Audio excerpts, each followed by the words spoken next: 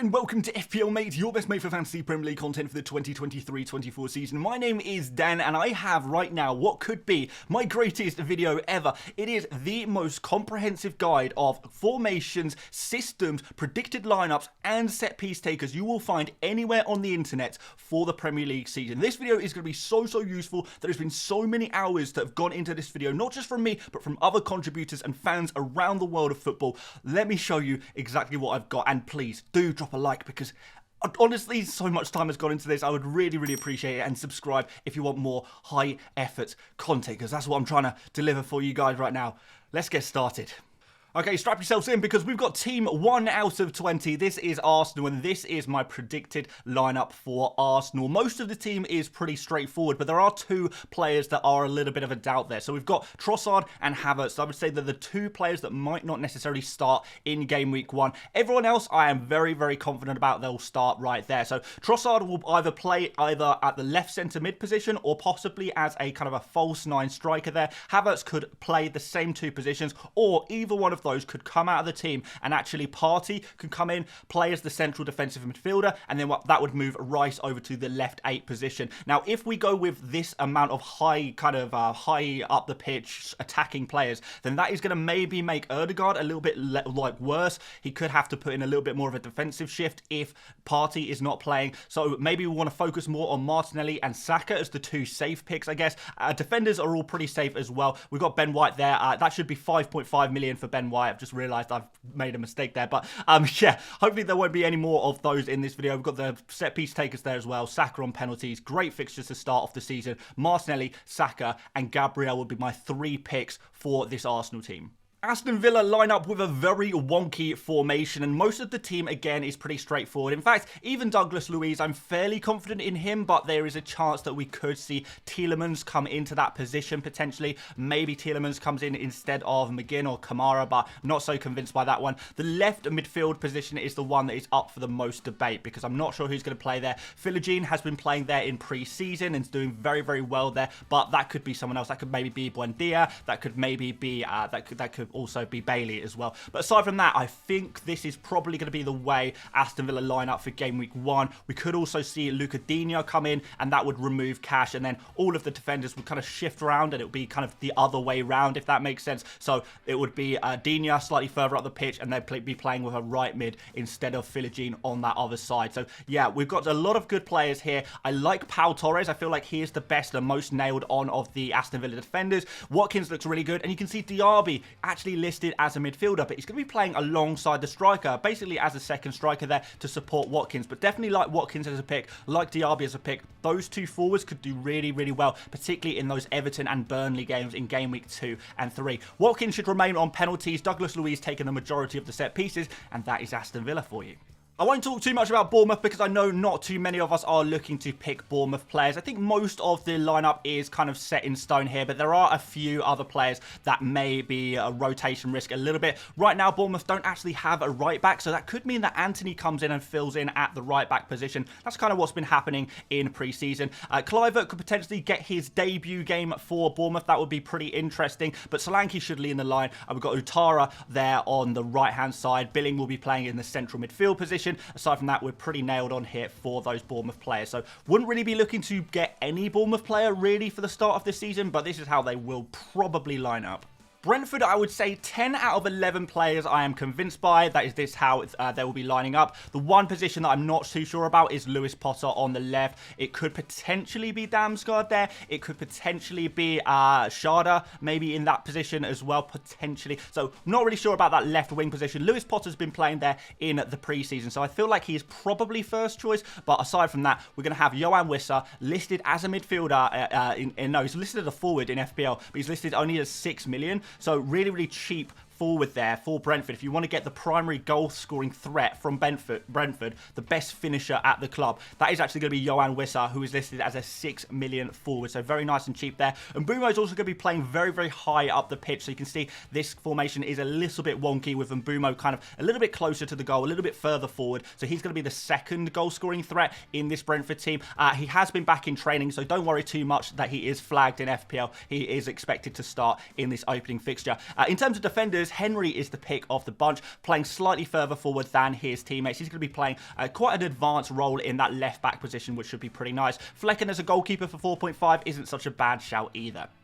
For Brighton, I know it sounds like they're going to have a lot of rotation. I think it's more a case that there's going to be a lot of players being removed from the pitch around the 60th, 70th minute, so they won't be completing the full 90 minutes of the game. I think most of these positions are nailed down. The one concern is probably Welbeck. Is it going to be Welbeck or Ferguson? I'd probably be looking to just avoid both, even though whichever one plays is going to have a pretty high ceiling in that opening game against Luton, could score a decent amount of goals. I think Mitoma and March should take the two wing positions. I'm pretty confident that they'll both be starting the game, and João Pedro as a 5.5 million forward looks like a really nice pick as well. Would not be looking to go for Pascal Gross. He'll either be playing in that central defensive midfield position, or he could take Veltman's place in that right back position as well, and Dahoud could possibly come in there somewhere as well, maybe instead of Gilmour, or maybe in the central midfield position if Gross goes to right back. Estupiñán looks really good as well. You could potentially go for Webster, but I'm not really convinced by that one. I'd spend the extra 0.5 and go for Estupiñán. In goal, we do have Steele. I feel like he is going to be the starting goalkeeper for Brighton for the beginning of the season, but Verbruggen will probably be the goalkeeper for Brighton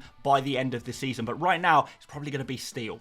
Burnley is a little bit messy in the attack at the moment, but in general, there are some good picks here. So straight away, you'll notice that Bayer is a 4 million starting defender. The other central defender, it's kind of a little bit more rotation risk. We have got Egdal there, but there is another kind of young player that could come in there as well, potentially. I believe he's 4 million as well, to be fair, but we're not really sure who's going to be playing that right centre-back position, but Bayer looks pretty nailed on for the left centre-back position. We have got Charlie Taylor as a 4 million left-back, but it does seem like Burnley are in the market to buy a new left back, so I'm not sure if I would like the look of Taylor long term. I would stick with Bayer instead, who is going to be that nice long term central defender that will just be consistently playing, picking up the clean sheet points whenever Burnley do keep a clean sheet. But in these opening fixtures, there are some very tough ones here, including a blank in Game Week 2, so that might be kind of tough. But Bayer as a 4 million defender to just sit on your bench kind of works quite well. It's going to be difficult to call who's going to be taking the penalties on this one, because I don't think Rodriguez will get too much game time, but Brownhill should be taking the other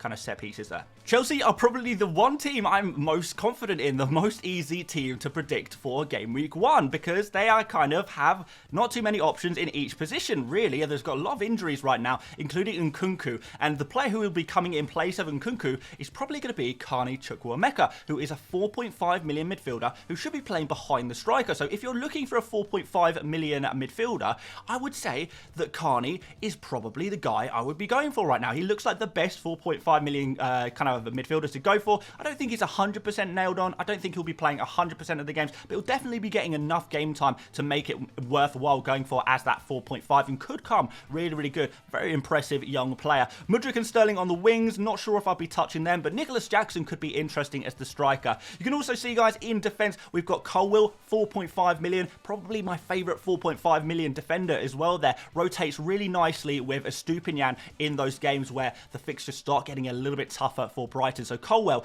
for a 4.5 million bench defender, I think is perfect for the job. Chilwell, you can see, is going to be much more advanced than Reece James. Reece James tucking in during the attack and often playing the role of a right centre-back, whereas Chilwell will have a lot more licence to get forward and get involved in those kind of attacking plays. In terms of penalties, difficult to call. Without Nkunku, we don't know who the penalty taker is going to be for Chelsea. A lot of people saying it might be Reece James. It could also be Nicholas Jackson. It's between those two players for me. In terms of the corners and free kicks, it's going to be dominated by Chilwell and James.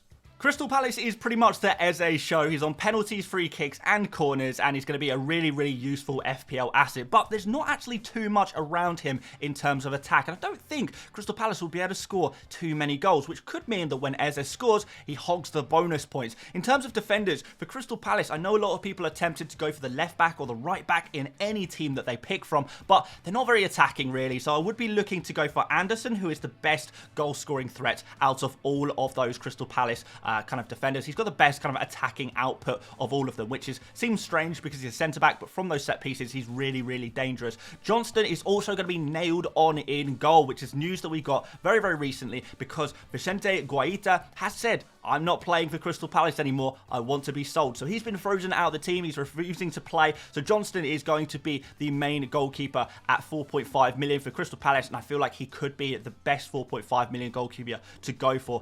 Clean sheet in that Sheffield United United game looks very much on, and then after that, maybe you can get some nice save points. Everton are a problematic team because they do have a lot of injuries at the moment, and we're not really sure who's going to be available, who's not going to be available. Even Tarkowski, who I've said in this graphic that I think he is going to play, he even has a slight knock and might not be available. There's Mykolenko, who's had some injury problems. Keane is not really nailed on. It could be Branthwaite in there potentially.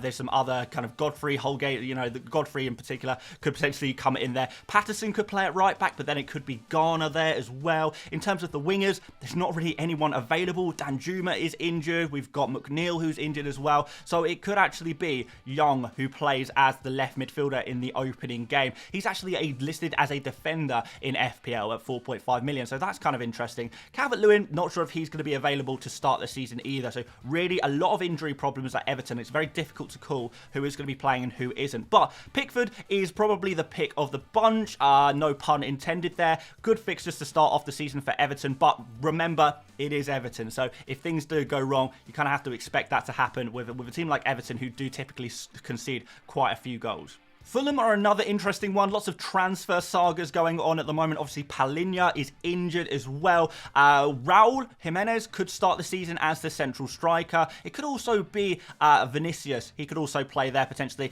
And is Mitrovic staying now? Some people saying he is. So not really sure who's going to be the striker for this opening game, but my money would probably be on Raul Jimenez.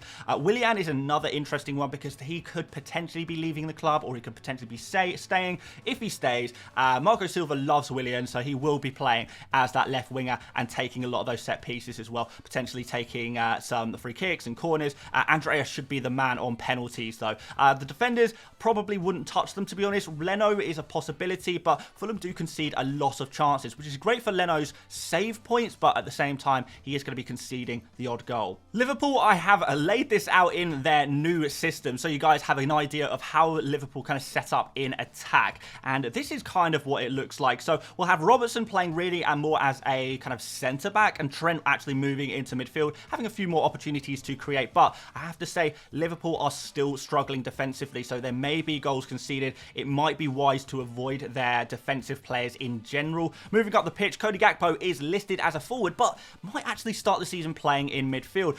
Jurgen Klopp loves Gakpo, so he'll definitely find a place for him somewhere. Maybe he plays in that central midfield position. Maybe he'll play as a false nine kind of thing, which could benefit Salah. But Luis Diaz and Diogo Jota would be my shouts to start this opening game against Chelsea. I would say those two players are probably the players who are going to play in those other attacking positions, but it's very, very difficult to say. McAllister, I know a lot of people are interested in getting him, but I feel like he is probably going to be playing as a defensive midfielder for this opening game, as Liverpool are still on the lookout for a new central defensive midfielder to play there a little bit more permanently. Salah still on penalties. Free kicks and corners could actually go to Szoboszlai. Maybe Trent actually might lose a few of those corners and free kicks, which I didn't expect to say, but pre-season suggests that he's not actually as nailed on those set pieces as we originally thought. So Trent, I think he's lost a lot of his appeal with the increased price, still conceding goals, playing in an okay position, I guess, but maybe without the set pieces, it could be a little bit worse.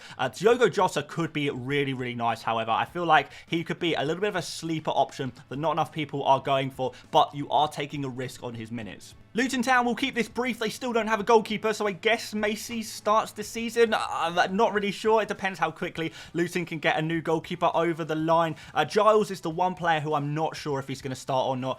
Doughty, not sure how you say his name, but I feel like he could be potentially coming in at left back as well. But I feel like the manager does prefer Giles in that position. Up front, we're going to have Morris at 5.5. He's also going to be on penalty, so maybe a cheeky 5.5 option there. Maybe after game week 3, once Brighton, that blank, and Chelsea are out the way. Luton's fixtures do look a little bit better, so maybe we could look to move maybe a João Pedro to a Morris at that point. If you want to just have a go on Luton, see how they can do for you. Chong and Mapanzu could go either side of the central defensive midfielder, which is going to be Marvellous Nakamba. He's going to be nailed on at 4.5 million. So if you're just looking to collect 2 points per game from a 4.5 million midfielder on your bench, then Nakamba is probably the pick for that. But if you want something a little bit more explosive, Carney Chukwuemeka would be my pick from Chelsea.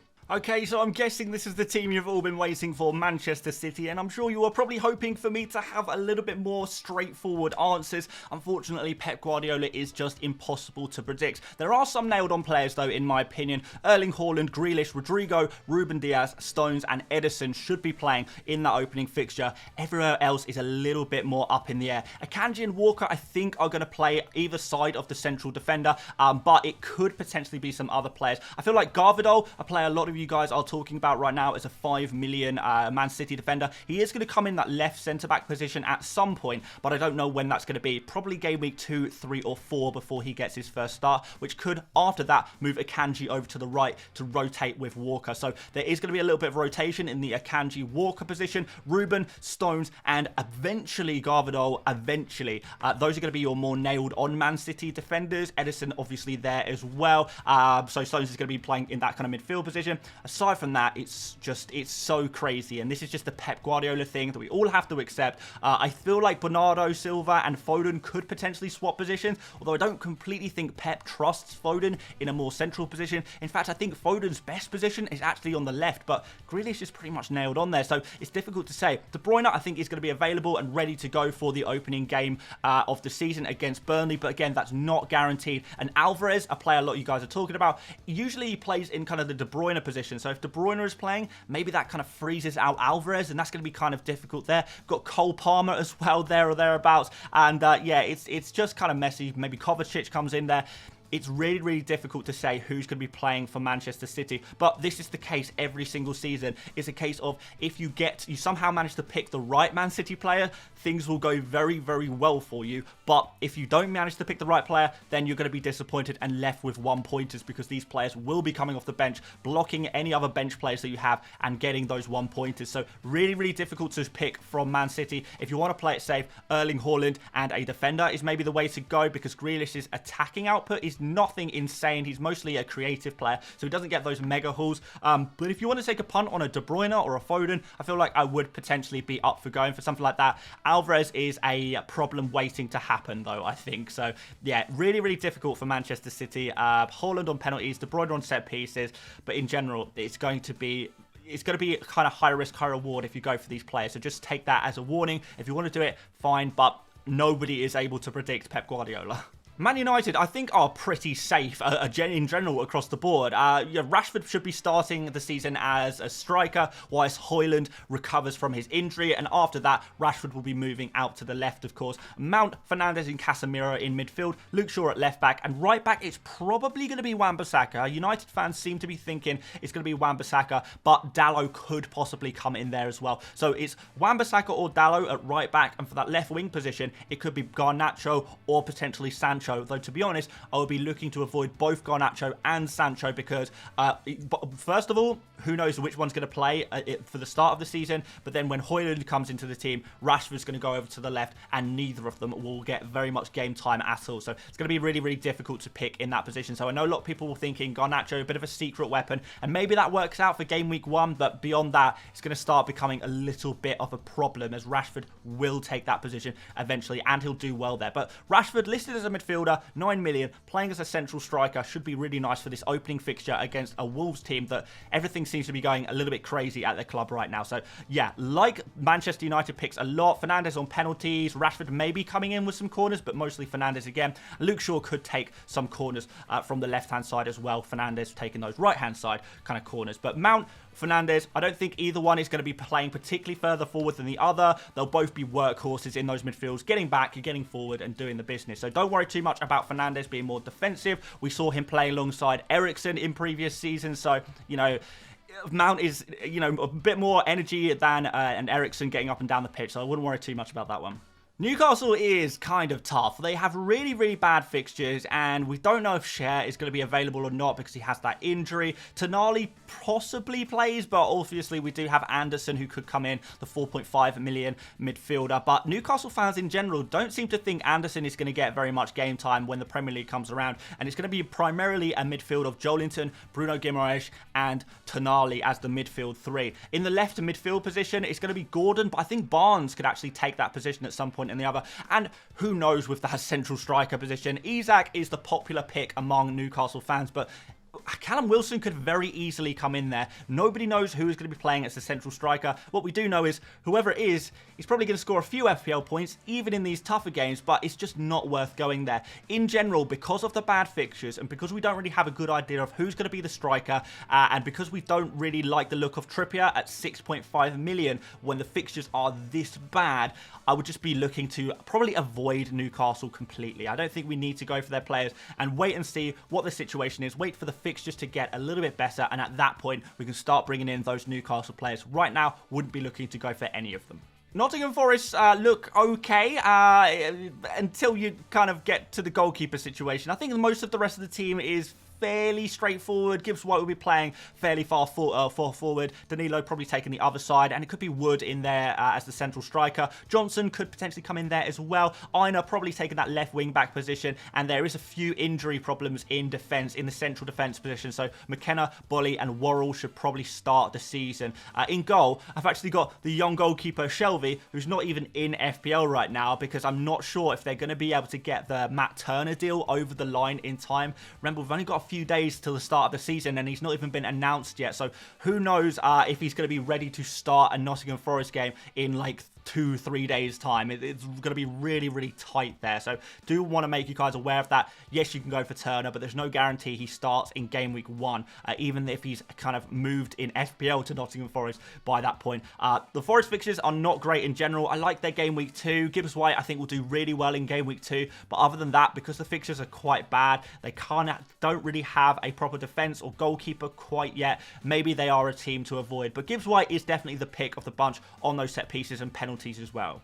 Sheffield United are another bit of a problem team. Things are not going too well as they look to sell Sander Berge. That's going to be a problem for Sheffield United, isn't it? So, yeah, selling their best players, not really buying too many players either. It's going to be a difficult season for them, I think. Laruki probably plays as a left wing-back position. Trusty probably plays left centre-back. He's a 4 million defender, just moved from Arsenal. But because he's kind of only recently come to the club, I might say that Robinson could possibly play there instead, but Trusty is definitely going to be a 4 million defensive option at some point or another. But Bulldog is probably the pick of the bunch as a 4 million just defender to leave on your bench. The rest of the players I probably would not be looking at too closely, other than maybe Asula, 4.5 million forward, looking likely to start the season as the central striker for Sheffield United alongside Benny. So yeah, I feel like it's going to be something like this. Norwood carrying an injury problem as well, so very difficult to say whether he's going to be ready to start, but if he does,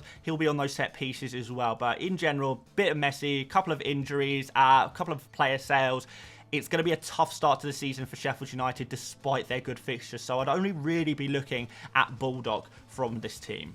Spurs are going to be all about attack and neglecting their defence. Really, they are going to be an all-action, exciting team to watch. Finally, after years of those defensive managers, we finally got one that's actually going to bring some excitement. If Harry Kane is staying, that could make him a very interesting option. And Maddison playing alongside Kane is going to be even more interesting. So Maddison actually playing a lot of the time ahead of Kane, kind of as an average heat map, as Kane likes to drop back. Maddison playing kind of as a second 9, a false 9, second striker kind of position. Very, very advanced in this team. So Maddison and Kane, definitely the two best picks in the attack from Tottenham Hotspur. Interesting one is Sarr as well. 4.5 million midfielder who could actually be playing more as an 8, kind of getting up and down the pitch with Basuma sitting a little bit deeper. And the one defender I do really like from Spurs, even though I'm not expecting too many clean sheets right away, is Udogie. He looks like a really good player. Really, really attacking, creative, taking shots, getting really far up the pitch. I think Udogie is going to be a really, really nice player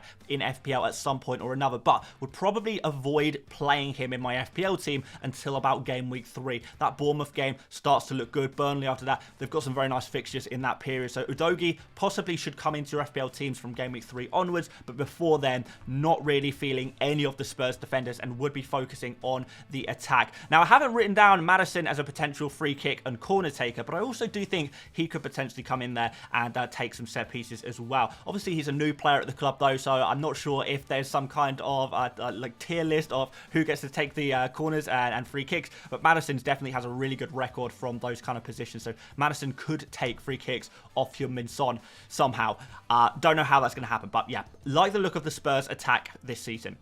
West Ham still haven't spent any money. I know you guys are probably scanning at the page right now looking to find the 4.5 million forward Mubama, but actually a lot of West Ham fans don't actually think he's going to start the season. It's probably going to be Antonio playing as the striker with Bowen maybe playing off him. Could be Danny Ings there as well. Remember, all of these players are kind of competing for limited spots, and it will be kind of looking kind of like a 4-4-2/4-3-3 kind of formation for West Ham, with Bowen playing very advanced. Benrahma will be there on the left-hand side. Benrahma should look pretty good, actually, be on penalties and free kicks. If you fancy a punt on a West Ham player who isn't Bowen, then Benrahma would probably be the player I'd go for. But in general, West Ham is kind of a difficult team to pick from. They have some good fixtures in Bournemouth and Luton, but they also do have the Chelsea and Brighton game wedged in between them. So yeah, not sure if I'd be wanting to put my money there, but there are definitely some players who could potentially do well. Bowen and Benrahma would be my picks. Probably would be looking to avoid any of the defensive options, although I should say, guys, Fabianski is expected to start ahead of Areola. So I know a lot of people have got Areola in their team as their backup kind of goalkeeper right now. Matt Turner is probably going to be the guy to go for at 4 million. Areola, it might find himself on the way out of a lot of FPL teams because I don't think he's going to start. I think it's going to be Fabianski season all over again. And as I record this video, a few hours ago, Wolves have lost their manager. He is off, and they'll be looking to find a replacement. So, as such, it's actually kind of difficult to predict their lineup, because when a new manager comes in, he may have very different ideas. But this is kind of how Wolves have been lining up in pre-season. Something like this. Hodge has been playing. He's a 4.5 million midfielder, but he could potentially come out there. They've got some other central midfielders that could take his place. But this looks like the most likely lineup for Wolves. But like I say, with a new manager, things can change very, very quickly. Cunha could be getting a couple of goals. Sarabia at 5 million. That's a pretty cheap price for him. He'll be on penalties, free kicks and corners, most likely, without Raul Jimenez taking the penalties. So yeah, Sarabia could be on a lot of set pieces, and he's a pretty cheap price. But again, don't know if he's nailed on. I feel like there could be some changes in this Wolves team. But yeah, in general, again, Wolves are probably looking to avoid, for now, 2 tough fixtures to open up the season. After that, maybe we can have a little tiny look at them. And then we have it, an incredibly comprehensive video about all of the Premier League teams, how they're going to be lining up for Game Week 1, what kind of strategies they'll be having, and who will be taking the set pieces. Man, this was a long video, and I know a lot of you guys are not going to agree with everything I've said in this video. I'm sure you guys all have your different opinions about who's going to be starting for your team, and there's been a lot of opinions out there. What I've tried to do is go out there and find a balance of all of the opinions and try and get an average of the fans' opinions of what the managers have been doing, what we've been seeing in friendlies, and try and get a real balance in there. So this is not going to be 100% accurate in this video, but it is our best guess, and believe me, it is our best guess, because I put a lot of work into making sure we've got the best estimates possible. But I understand that a lot of fans will have different ideas of who they would prefer to play for their team, or, you know, maybe there's some things that I've missed out. There was a lot of teams to go through, so there's always going to be the odd mistake. But with that said, I really would appreciate a like on this video, because a lot of work has gone into this video, not just from me, but people helping me out with this video to kind of work out who's going to be playing for what team, fans of different teams, and I've even had some help with some of the graphics for this video as well, because there was so much to put together, so much work has been going into this video. It really, really has. So yeah, massively appreciate you guys for watching and sticking with me.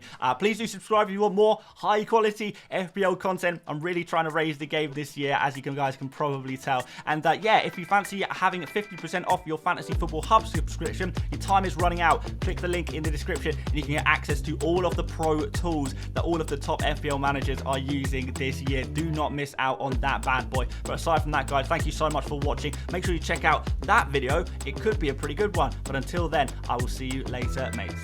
Bye-bye.